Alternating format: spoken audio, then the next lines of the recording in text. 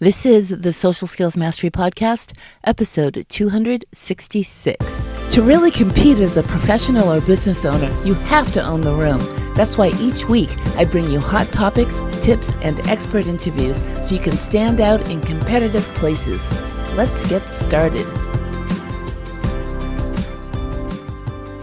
Hey, quick question. Do you ever find your heart racing right before a big moment? When the spotlight hits and your brain suddenly forgets who you are, that's not a confidence problem. That's your inner critic hijacking the controls. And I built Confidence on Cue to fix that fast. It's a short, powerful 5-minute audio that resets your mind before any meeting, presentation, or social interaction. It helps you halt overthinking, center your energy, and step in as the impactful, impressive professional people trust and remember.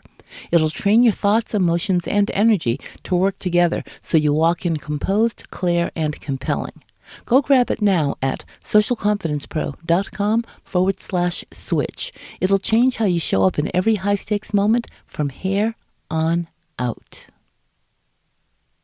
What if the reason you're being overlooked in meetings, passed up for leadership roles, or leaving networking events feeling invisible has nothing to do with your intelligence, your experience, or your talent, and everything to do with the way you talk to yourself when no one else is listening? Stay with me, because today we're diving into one of the most underestimated career-changing, confidence-building skills you'll ever learn. How to change your self-talk so you show up socially and professionally like the powerful, respected, influential person you actually are. What if I told you that one of the biggest obstacles standing between you and the professional relationships, the executive presence, and the social confidence you desperately want is your brain? And I'm not talking about positive thinking and affirmations. I'm talking about the invisible conversation that you're having with yourself right now, the one that's quietly sabotaging every event, every client meeting, every opportunity to step into the room like you own it.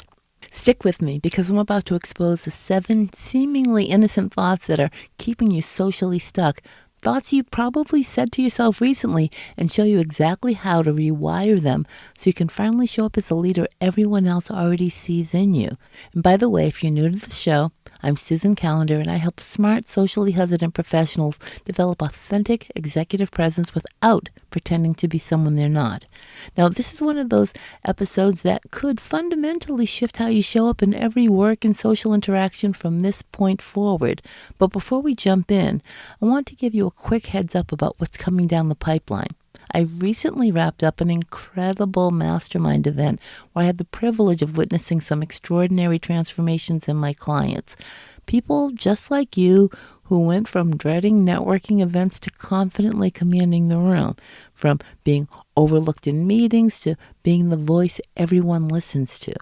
And these aren't naturally charismatic people either. They're engineers, accountants, portfolio managers, department heads, data scientists. They're you.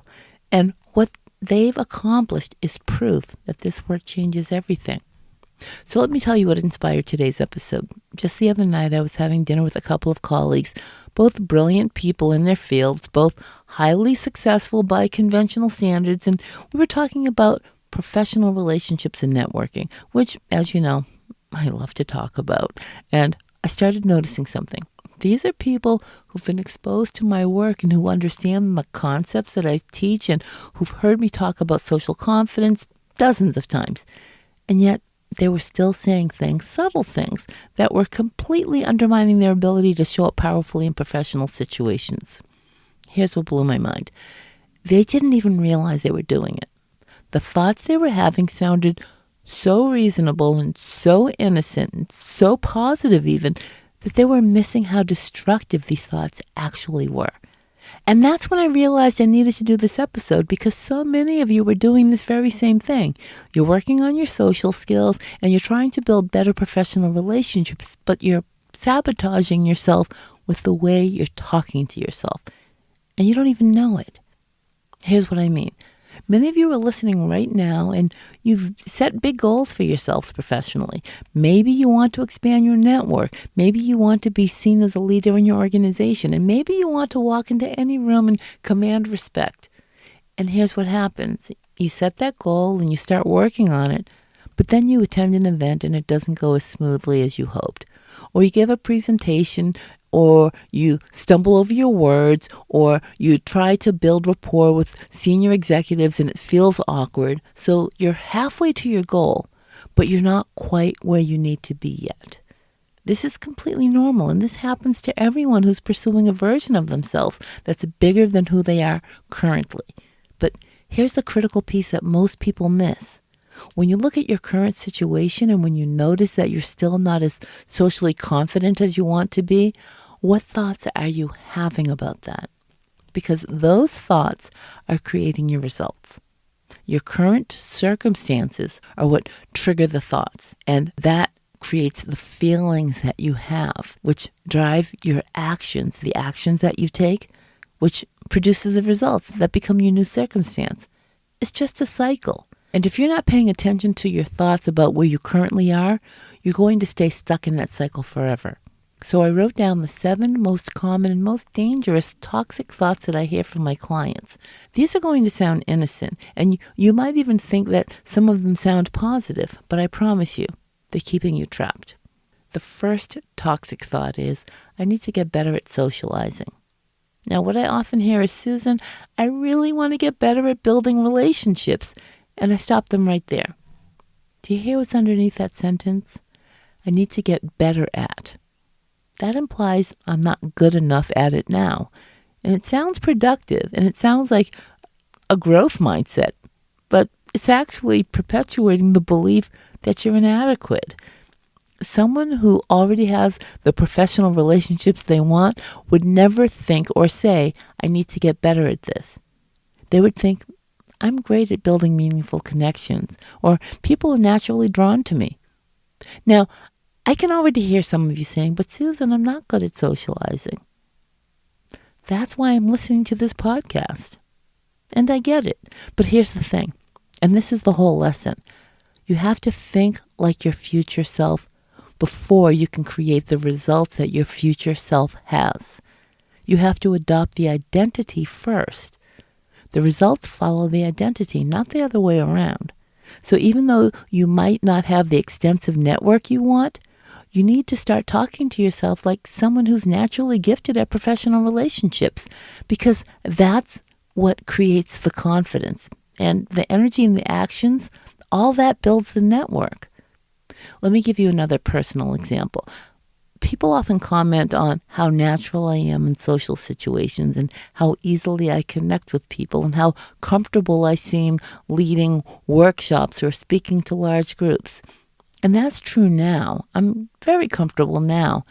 But here's the thing.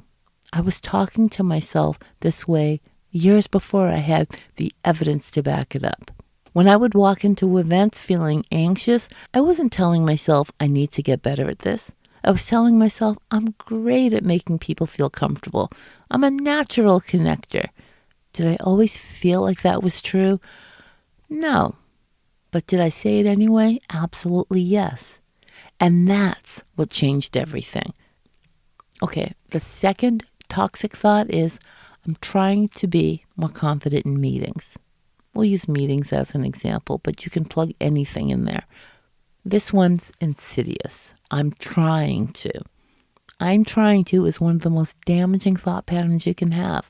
Put anything after I'm trying to and notice how you feel. It feels weak, doesn't it? It feels uncertain. It feels tentative. Don't try to be more confident. Don't try to speak up more. Don't try to make a better impression. Just be. Decide to be those things. Feel the difference. I'm trying to be more confident in client meetings versus I am confident in client meetings. Even if you don't fully believe the second statement yet, can you feel how different the energy is?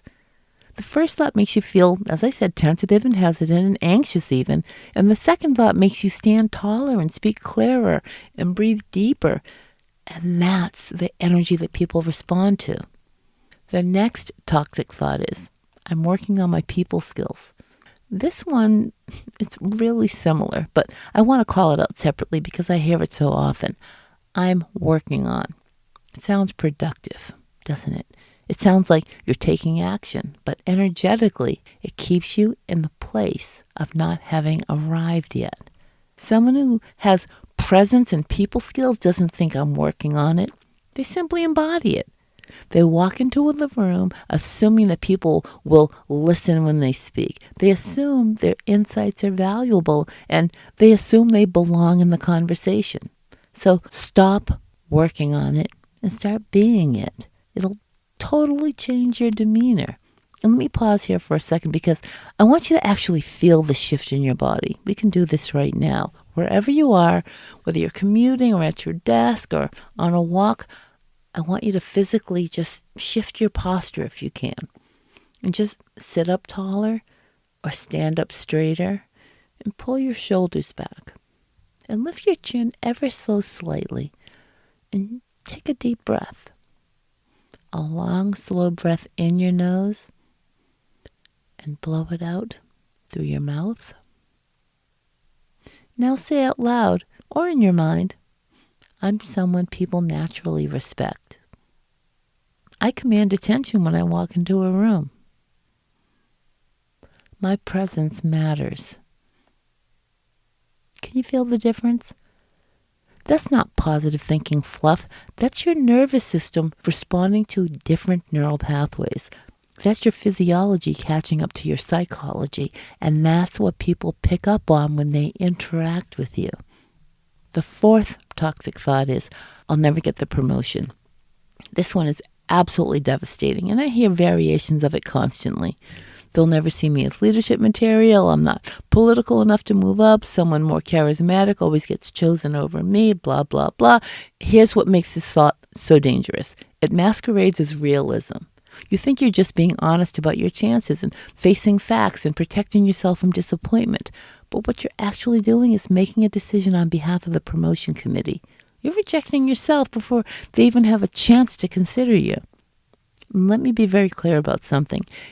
Even if you've been passed over before, even if you don't fit the traditional mold of leadership in your organization, it's not useful to keep telling yourself you'll never get promoted. Because that thought shuts down every action that would actually lead to the promotion. When you think, I'll never get the promotion, you don't speak up in meetings. You don't build strategic relationships. You don't advocate for yourself. Why would you? Why would you waste the time? You essentially prove yourself right.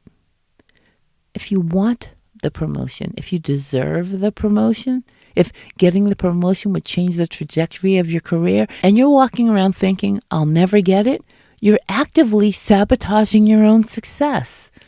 You don't have to be certain you'll get it, but you absolutely must stop declaring that you won't. Either decide you're a serious candidate and act accordingly, or stop torturing yourself with this thought altogether. The fifth toxic thought is, I'm so much better than I used to be. Now, this one sounds positive, right?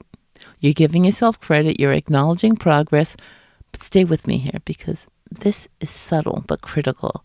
When you say, I'm so much better than I used to be, you're defining yourself in relationship to your past. You're looking backward, and your past standard is probably much lower. Maybe you used to avoid events entirely, or you'd leave meetings without saying a word. So sure, compared to that version of you, you're doing better. But you're missing the opportunity to define yourself from your future instead. Instead of saying, I'm so much better at speaking up in meetings than I used to be, just say, I'm someone who contributes valuable insights in every meeting. Don't reference the past at all. Identify with who you're becoming, not who you are. Toxic thought number 6 is going to take time for me to develop better social skills. We tell ourselves this just to reduce our own anxiety and to give ourselves permission to not be perfect right away. And I understand the impulse, but we also perpetuate a belief that isn't necessarily true. Many changes can happen in an instant, in a single decision. You don't have to wait years to become more socially confident. You can decide right now that you're going to walk into your next interaction as someone who's confident, competent, and connected.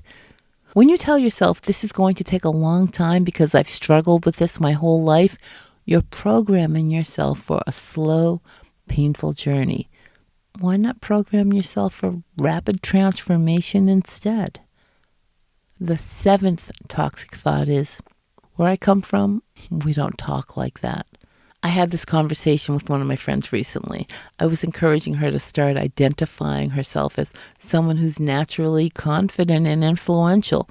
And she said, well, where I come from, we don't talk about ourselves like that. That sounds arrogant. Friends, where you come from doesn't matter. Your past identity does not matter. What matters is who you're becoming. And if you want to become someone with exceptional social skills and executive presence, you need to start talking to yourself the way that person talks to themselves.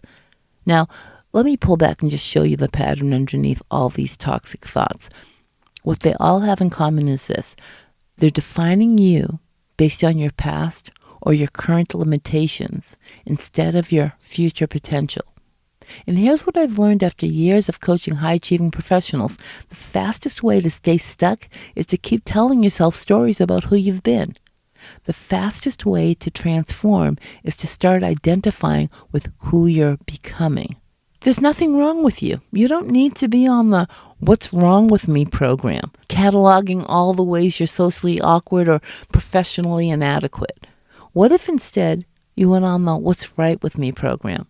What if you started noticing all the ways you're already socially competent, already professionally respected, and already making an impact?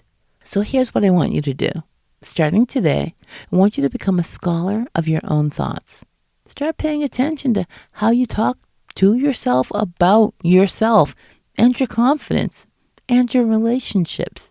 And when you catch yourself using one of those 7 toxic thought patterns, stop. Don't beat yourself up about it, just notice it. And then ask yourself this question. If I already have the confidence, the relationships, the presence I want, would I be thinking this thought? If the answer is no, adjust the thought. Choose a different one. One that your future self, the version of you who already has achieved what you want, would think. This isn't about lying to yourself or pretending. What you're doing is aligning your internal dialogue with your desired outcomes because your thoughts create your feelings, and your feelings drive you into action, and it's your actions that produce your results. So if you want different results, you need different thoughts. It's that simple and that profound. Let me give you some real-world examples of how to reframe these thoughts. Instead of I need to get better at work events, try I naturally connect with people in professional settings. And instead of I'm trying to speak up more in meetings, you could try I contribute valuable insights in every meeting I attend. Instead of I'm working on my presence, try I embody professional presence in everything I do. Instead of I'm not good at small talk, try I create meaningful connections pretty easily. Instead of I'm so much better than I used to be, you could try I'm excellent at building relationships. Instead of this is going to take time, you could try on I'm transforming my social confidence right now. Notice I didn't say I will be or I'm going to be or someday I'll be. I said I am. Present tense. Current identity. Listen, I know some of you are hearing this and thinking, Susan, this feels fake. I don't actually believe these thoughts yet. And that's okay. You don't have to believe them completely, but you do have to start saying them. Because here's the truth. Your brain doesn't know the difference between imagination and reality. Your nervous system responds to the thoughts you think, whether they're true or not. And over time, as you consistently think these thoughts, they become your new normal. They become your new identity. And then they become your new reality. That's how it works. So this isn't positive thinking nonsense. This is neuroscience. This is identity formation. And this is how transformation actually works. So your homework, if you want to call it that, is to monitor how you talk to yourself. Notice the subtle toxic thoughts, the ones that sound innocent, but they're keeping you stuck. And when you catch them, interrupt them and replace them, then upgrade them. Talk to yourself like you're the most confident, respected, influential person in your field, because you can be. You will be. You are becoming that person right now, and this moment with every thought that you choose. Before we wrap up, I want to leave you with this. Change doesn't have to take years. It doesn't have to be hard, and it doesn't have to be painful. You can decide right now, in this exact moment, to step into a new identity, to talk to yourself differently, to see yourself as a socially confident professional that you want to become. If you enjoyed this episode, I'd love for you to subscribe to the Social Skills Mastery Podcast and leave a review. And if you want to dive deeper into this work, if you're ready for your social identity shift, if you want personalized coaching on developing a polished professional or executive presence and social confidence, there are a number of ways to work with me. Until next week, remember, you're not trying to become socially confident. You already are. You're just stepping into that truth. Thanks so much for joining me today. Bye for now. Wait, before you hit stop, let me leave you with this. Imagine walking into any meeting, event, or conversation and just settling in, not bracing, overthinking, or wondering how you're coming across, just knowing you belong and showing up like someone whose insight carries weight and who knows the protocol and can be comfortable anywhere. If that kind of ease and confidence feels a little out of reach right now, you're not alone. A lot of high performers feel less certain in the moments when presence matters just as much as competence, and that's the gap we close. Let's talk. We'll look at what's tripping you up and what you want to feel more confident doing and what it would take to show up with the social polish and presence that matches your performance. If you're ready to feel more solid, seen, and like the leader you know you can be, head to socialconfidencepro.com/coach and choose the time. It's literally your call.